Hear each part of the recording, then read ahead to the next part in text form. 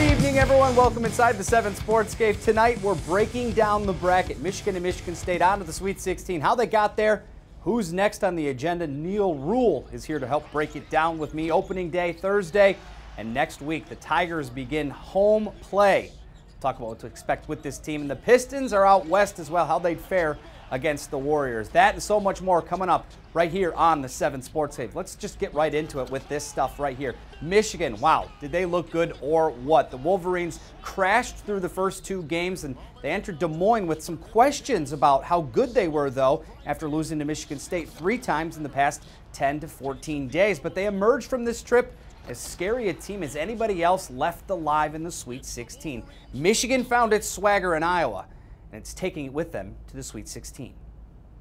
I loved our attitude tonight. I mean, there's a sense of purpose right now with these guys. Charles and Xavier are leading the way with that without question. John does it differently. You don't hear from John much, but John is also, a huge part of this thing and protecting the rim. So I'm just happy for them. I'm really happy for them. They're able to get to this far. And, anybody who spent the winter in Michigan would love to go to Anaheim right now. It's just a tradition that Michigan has been following this last 3 years of getting to the Sweet 16, getting to the tournament, getting to the Big Ten tournament, and it's just huge to see guys follow that path.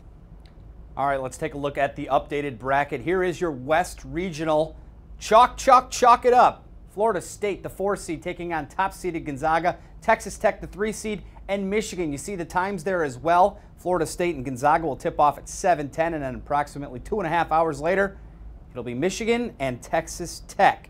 Michigan State, meanwhile, they're also rolling after their trip to Iowa, but it almost went the other way, if not for a spurt by Cassius Winston in the second half to rattle off 7 straight points. Minnesota's comeback might have happened, and we might have a very different discussion tonight. But that message that Tom Izzo kept telling his superstar to keep pushing was heard in a big way. He was hurting, He just was worn out.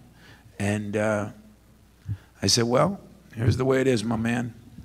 We got, 20-some minutes left. If you're worn out, you'll get a lot of rest. If you're not worn out, you got another week or so, and then you'll get a lot of rest anyway. So how about if we get after it and try to prolong this? Because it's like I tell people, sleep's overrated. You can do it for 1,000,000 years later on. And that's kind of what I told Cassius about how he was doing. And I just love the fact that he responded. That's just typical Cassius. That's just what he does. Whenever we need him to score, whenever we need him to distribute, whenever we need him to just lead vocally, he does whatever we need him to do. I knew it was going to be a grinder weekend, but I was okay in the games. I made it through the games. I feel like I did pretty decent. So now we got some time to get back home, a couple of days, get some treatment, get a little bit of rest, and by next go around, I'll be fully ready. Yeah, and he better be. The Spartans have a date with 3-seeded LSU. Here is how your East Regional shakes out. Michigan State will take on the Tigers at 7:10 in Washington, D.C. on Friday. Michigan's games were on Thursday. In the other game, it's another ACC rematch, if you will. Virginia Tech, the 4 seed, taking on Duke. Duke almost losing today. Close one, so it'll be interesting to see how they shake out there. I want to bring in our guest tonight, Neil Rule, voice of the Golden Grizzlies men's basketball team. What's up, my man? What's up, brother? How are you, man? How's the tournament treating you? Oh, it's good. I mean, entertaining games, right? Tonight was no exception. Got to imagine that when that time is ticking down in that, Duke game, you're thinking to yourself, could this happen? And that's what's so beautiful about UCF probably hanging a banner right now saying they were this close to beating Duke for a national championship. But, I mean, just the tournament. Yeah, you like that, right? I look at this tournament, and it's been so chalky so far. That was the first real scare we've had. Why has it been that way?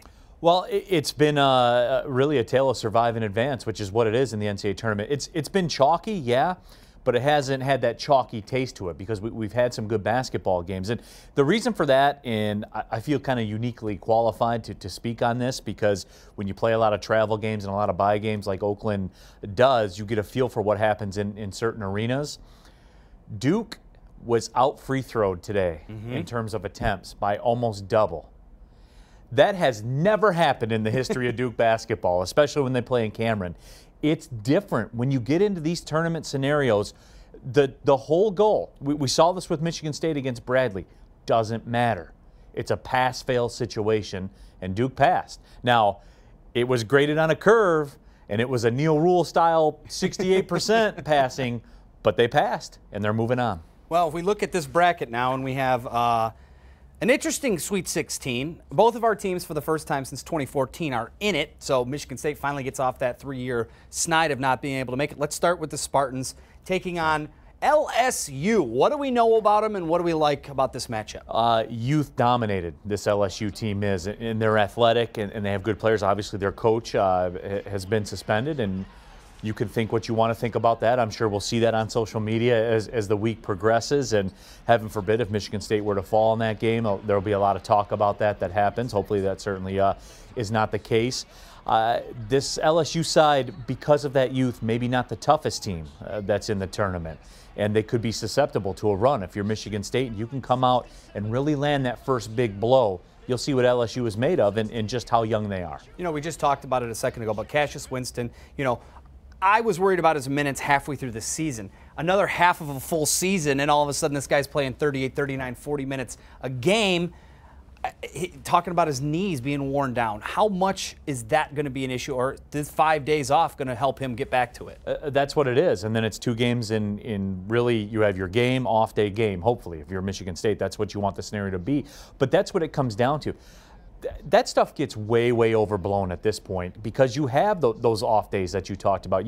It's not like Cassius Winston's going to be down in the weight room lifting. Yeah. He's going to be out on the floor sprinting. Right. None of that. It's full recovery for this entire time. All the hay's in the barn, man. The heavy lifting's been done. It's about just getting your body right and moving on. And Cassius Winston has shown he's a warrior. Bottom line, the guy's a warrior. He'll be out there. He'll answer the bell. And we have Michigan, you know, taking on Texas Tech. Right. Another chalk 2-3 matchup down there. But Texas Tech, look, a lot of people thought Buffalo was the hot, sexy, upset pick. Nah, they held them without a basket for like an hour of real time today, and they put up their own score. So what is Michigan going to have to look at when they're getting ready for the Red Raiders? Well, I'm going to take some heat for saying this, but Texas Tech will have the best player on the floor, and Jarrett Culver is a top 8, definite top 10, probably a top 8 NBA draft pick coming up in this draft. This guy can flat out play. He can rebound from the guard position. He's 6'6". He's a matchup problem, certainly for Michigan. And Texas Tech, they're kind of like a Tupac team in the tournament. How do you want it? Because they can score, but they can punch you in the mouth, and they can rebound the basketball too. They can win in a bunch of different ways. So I will tell you this: with as tough as Texas Tech is, Michigan will have to shoot well from the perimeter. That's not a luxury. That's not something we can say, oh, you know, they really might have to do. No, they will have to shoot the ball well, or Michigan will be sitting out after this game against Texas Charles Tech. Matthews had a pep talk during halftime of the game against Florida, and he basically said, hey, our defense isn't good enough, and they kept on talking about, you know, stopping the water. That was kind of their cue and their words. He might be the guy that's going to lock down the pro prospect that you have, because he in his own right is trying to get to be a pro prospect as well. But you're right. Hitting shots, especially this time of year, I don't care what team it is, you got to make baskets. And that one possession feeling like we saw today in that Central Florida Duke game, it can go any way. Do you like the chances of both of the local teams winning, or do you like the chances of them, are you leaning towards them losing in the Sweet 16? I like Michigan State's chances a lot against LSU, just given the youth. And yes, this LSU team has won a lot of basketball games even last year, but they haven't been to this stage where everything's on the line, everything's discussed ad nauseum all week long. They'll have to read this all week long. As far as Michigan, I'm concerned because they haven't shown that they can shoot the ball from the perimeter with a high degree of consistency. And Texas Tech has done things to teams that Michigan doesn't do well offensively. So it's certainly a situation for Michigan where they're going to have to play well. Michigan State against LSU, they could not play well and still win. Michigan has to play well. And more importantly, I'm telling you guys, they have to shoot the ball good. They have to shoot the ball well from 3, or they will lose. Jordan Poole, 19 points. He kind of came alive a little bit there, but you're right. I think other guys need to step up. And we still haven't seen fully activated Charles Matthews offensively, and he's been so key to their run to the championship game last year. Where has that been? We've seen glimpses of it so far in this tournament, but we haven't seen the full bore thing. All right, he's coming up a little bit later to talk more about some things, but coming up after the break, hey, you ready for opening day? I am ready. It's like that means here. it'll get warm, right? It was nice Eventually. today. It was nice today. It was nice. I took the dog for a walk today. We'll talk about opening day. We'll talk about who's starting the pitching rotation for the Tigers, as well as some other things that happened this weekend. That's coming up next on the 7 Sports Cave. Stay with us.